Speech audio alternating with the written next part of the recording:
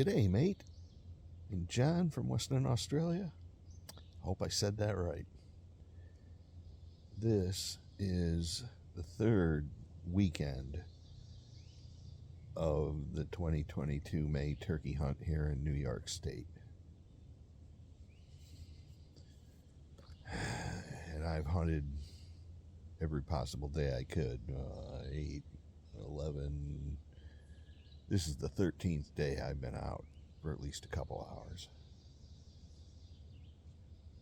And I've only heard one gobbler on public land that I could possibly get, and I never tracked him down.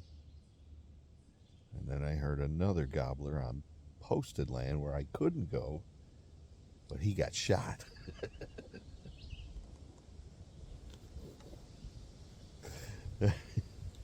Oh. Anyways, it really seems that turkey populations here in western New York are at an all-time low. But I'm ever hopeful.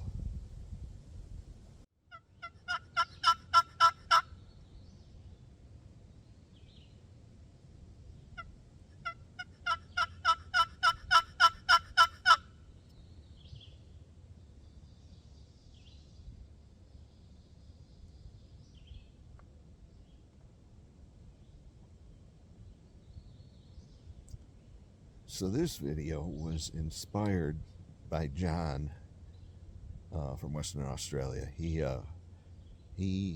had a question about, he asked about making turkey calls. I have plans to do a series of those in the future about building things like box calls or slate calls or wing bones, or there are many different kinds of turkey calls.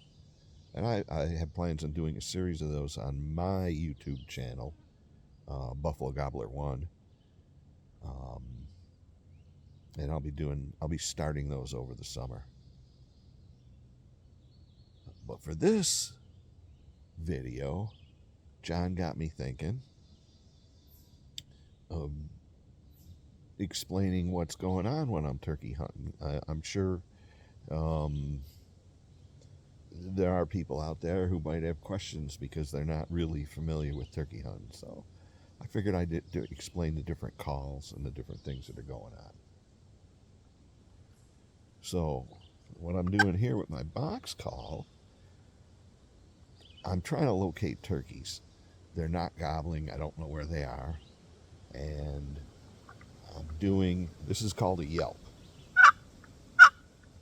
Yelp, yelp, yelp. And by doing a series as I'm doing them, it is the lost call.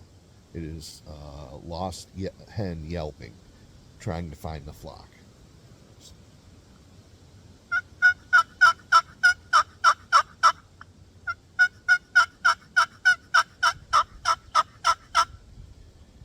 And I'm telling any other turkeys out there that I'm lost. Where are you?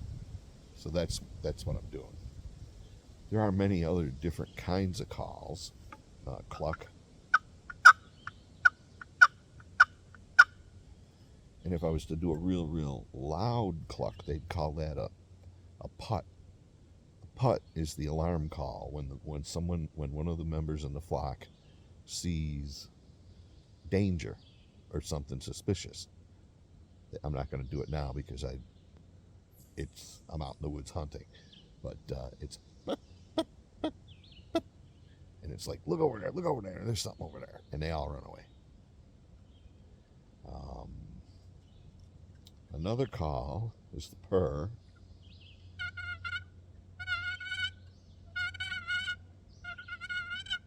That's a contented call, a soft call that one hen would make between another when they're in the flock, just walking along feeding. Yeah. So in the spring, we hunt the gobblers, the male turkeys. A mature male is called a Tom, and an immature 1-year-old is called a Jake. And when they're gobbling, they're usually alone and calling hens to them. They're letting the hens know where they are so that they can all get together and spend the day scratching in the leaves, looking for food and breeding.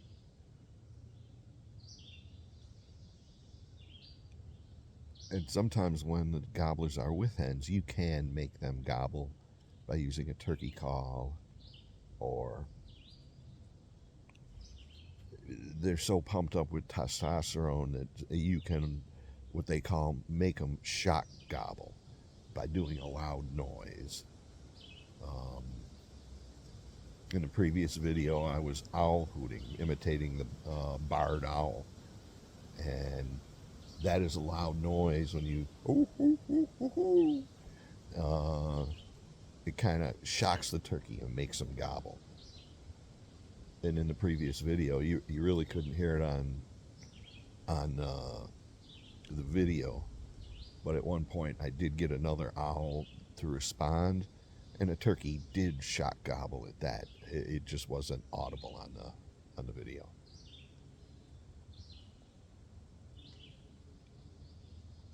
The biggest problem in our area here is that turkey numbers have plummeted in the last few years. There are still some out there. I do see them.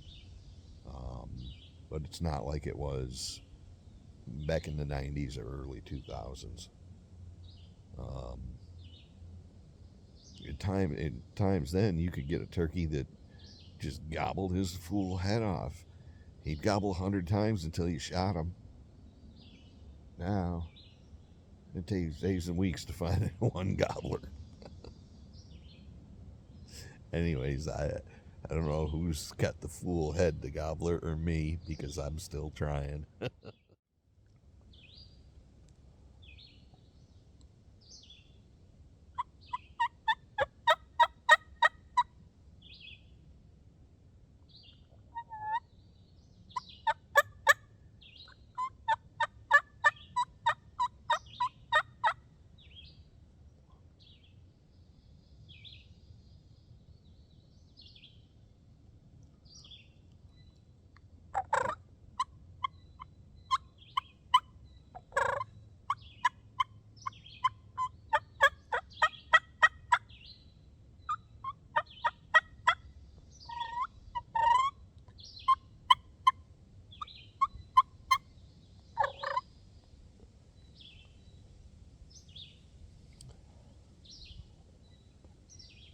Well,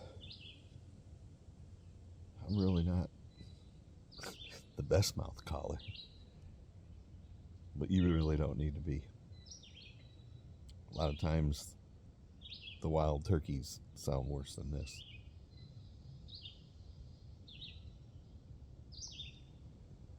But one of the things I wanted to show is the different calls that can be used for turkey hunting. Mainly I use my box call because I build them and I love them. That's my call. It's just the call I really like. But there are diaphragm calls, mouth calls. Another call that I really like and I make is a wing bone call.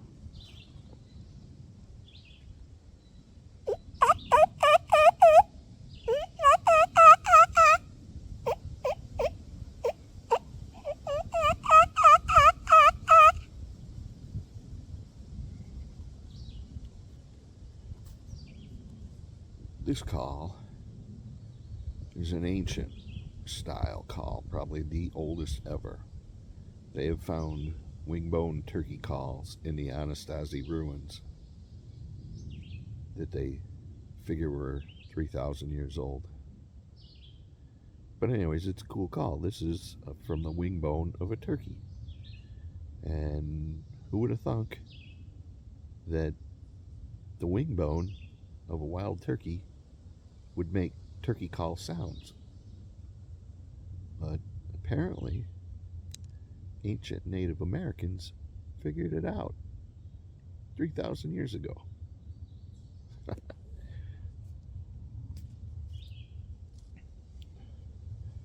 Another style call is a slate call. It's a friction call.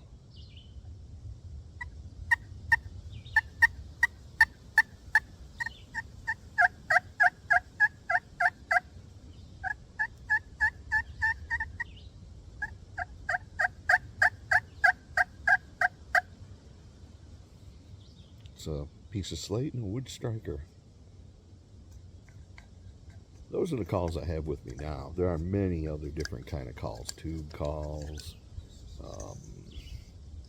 trumpet calls, and there's many different kinds of calls. These four are the ones that I carry with me most. So that's different styles of turkey. The way we hunt turkeys is usually you hear them gobbling out in the woods, out in the forest somewhere, and you sneak in as close as you can, usually about 50 or 60 yards. You don't want them to see you. They can see really, really well. You sneak in as close as you can, you sit down against the tree, and you try and call them into you. And it's kind of working against Mother Nature, because when the turkey is gobbling, he's calling the hens to him, not the other way around. But sometimes they will go against their better judgment, and you can call them in. So the object is get them in close, and we hunt them with shotgun. In this case, I'm using an antique London-made muzzleloader, double barrel. Really, really love the gun, by the way. But the object is get them in close, and shoot them with a shotgun or a bow and arrow.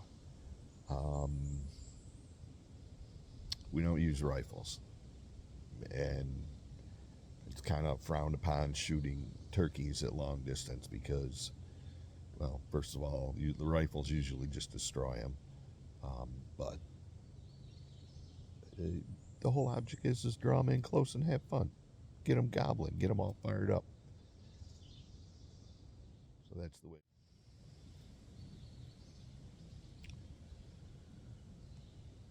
Oh, two of the tactics that I use the most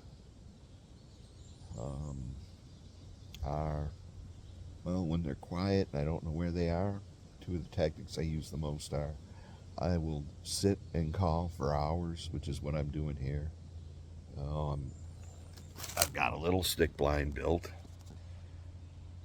and you can see it here. And I also have a decoy out there. Oops. Where'd you go? There you are.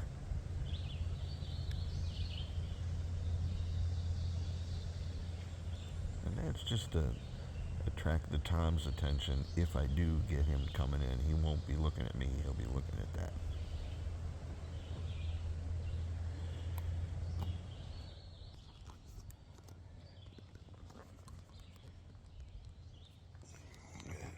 So that's what I'm doing today. I'm just sitting and calling. Who knows where they are? And I'm just hoping to catch, if one of them's walking by, I'm just hoping to catch his attention, and maybe I'll bring him in. It's happened in the past. The other method that I use is, well, the young guys call it running and gunning. But for me nowadays, it's more like walking and calling. And I'll get on a trail and I'll just walk along, and every now and then I'll give a few calls and hope to get a turkey to gobble back. If then, it's game on. But most times I'll walk for miles, and 2-3 hours later I'm back at the truck empty-handed. But at my age, at least I'm still able to walk for miles, so I'm very thankful. very thankful to get out and keep doing this. Um, so those are the two methods.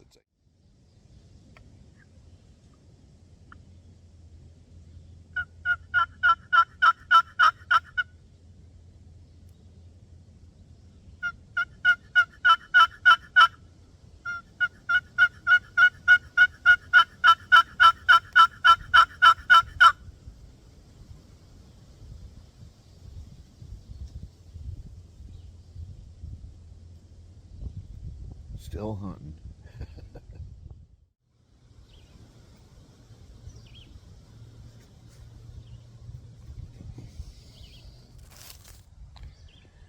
It's been a little while here. I think it's time to do a little walking and calling. One of the ways that I know turkeys are still in the area is because of turkey sign like this. That area with that bare area there is a spot where a turkey scratched the leaves away looking for beech nuts or grubs, or they'll eat many, many things. The unfortunate thing about this is it's not fresh sign. This is about a month old, but it's right next to my blind, and down that way there's scratching sign of maybe about a dozen turkeys or so, and there's a lot of beech nuts left, but fortunately they haven't been back for a month. So I'm gonna pick up my stuff here and I'm gonna do a little walking and calling and get a little deeper into the woods. And if nothing else happens, I'll find me a big patch of ramps and pick some wild onions to go home with.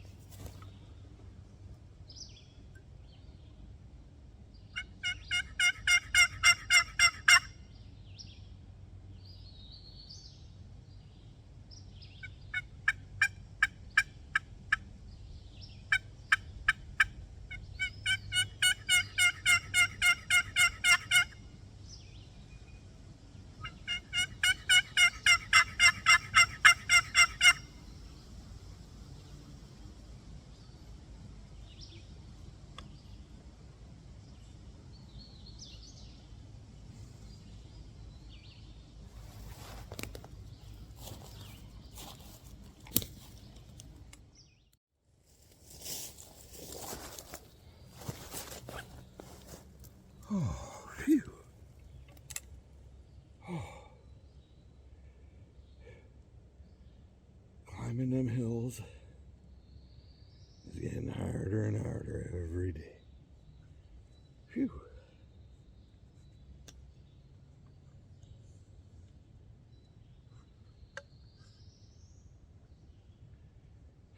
Catch my breath here for a minute.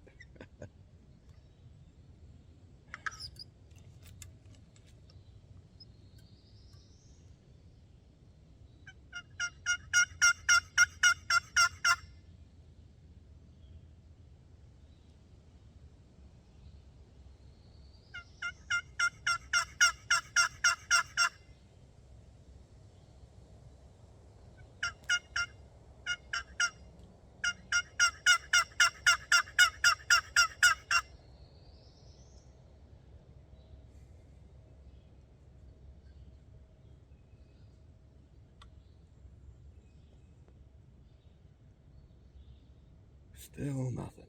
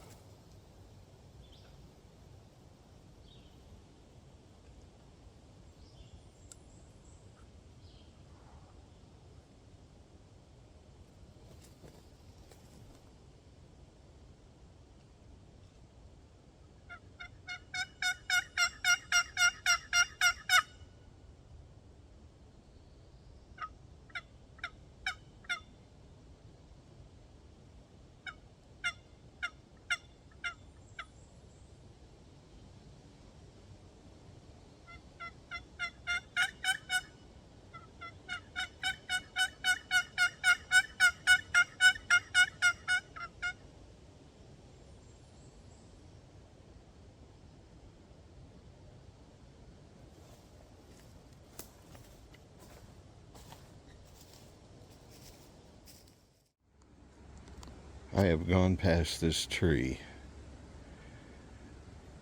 probably for 30 years. Between that and that over there, this is the gap I head for when I'm heading towards my morel ramp spot. I've found morels there in the past, and that's where the big hillside with ramps is all located. So I always head up for this gap.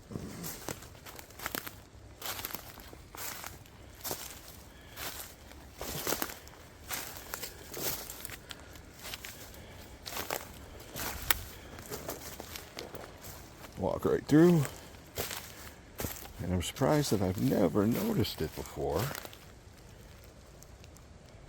but there are spikes in this old tree. I don't know how many years this tree has been down, but those spikes are from an old deer hunter who nailed a platform up in the tree somewhere that rotted away long ago.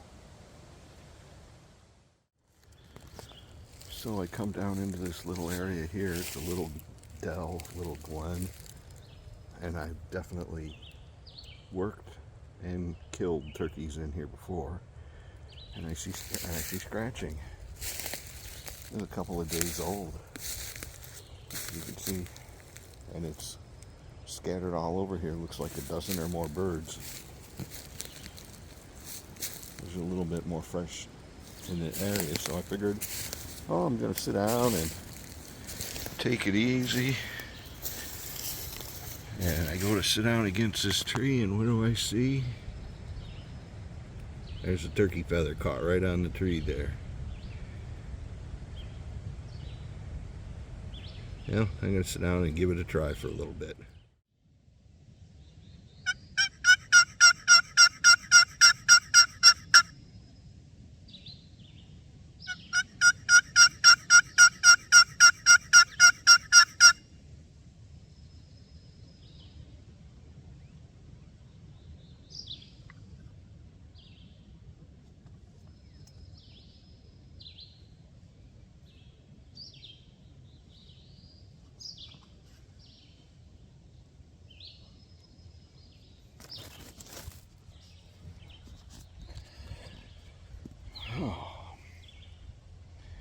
So this spot, this little patch of woods here is very, very special to me. Well, it's the first place I ever found morel mushrooms. I searched for 5 years before I found my first one. And I found it right over there with those 3 trees over there. Unfortunately, they didn't grow there this year. I picked them here for maybe 20 or more years. Not very many. Anywhere from 1 to 10 I find here, but it's been kind of a dry spring. This spot's also special for me. It's because I shot one of my most memorable gobblers right here in this little spot.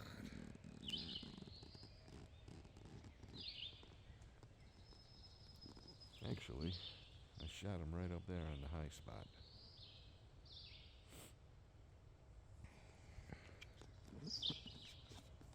There was a gobbler that roosted over there, and I found him one year, and he'd sleep up in the same tree almost every night. And the reason he did is because he could see almost 360 degrees all the way around him. He knew he was safe sleeping up in that tree. He'd gobble his fool head off early in the morning before he flew down, and I was young, and I got in here, and I was all fired up, and day after day I'd try and get him. He'd fly down. He had hens with him. He wasn't interested in me. He'd gobble and gobble. I'd call back, and him and the hens would walk away, leave me all alone.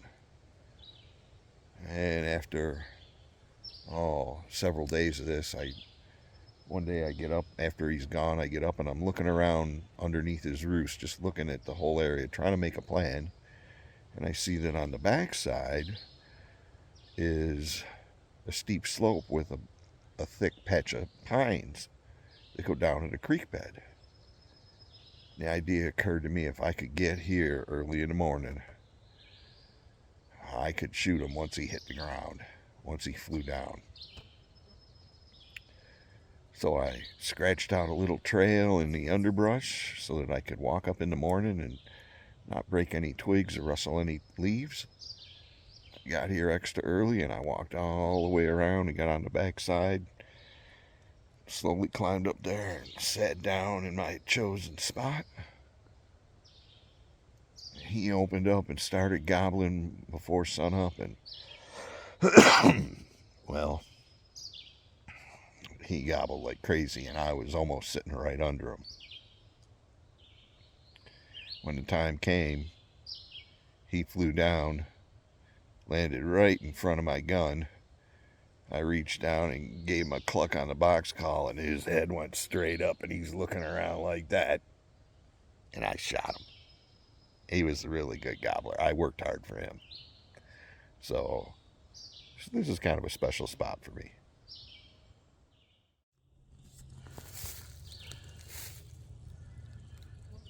As you can see, I picked a mess of ramps, so I'll have some more wild onions. And it's later in the morning, and I think I'm going to call it quits. So John, I hope I explained a little bit about turkey hunting for you. And good day, mate.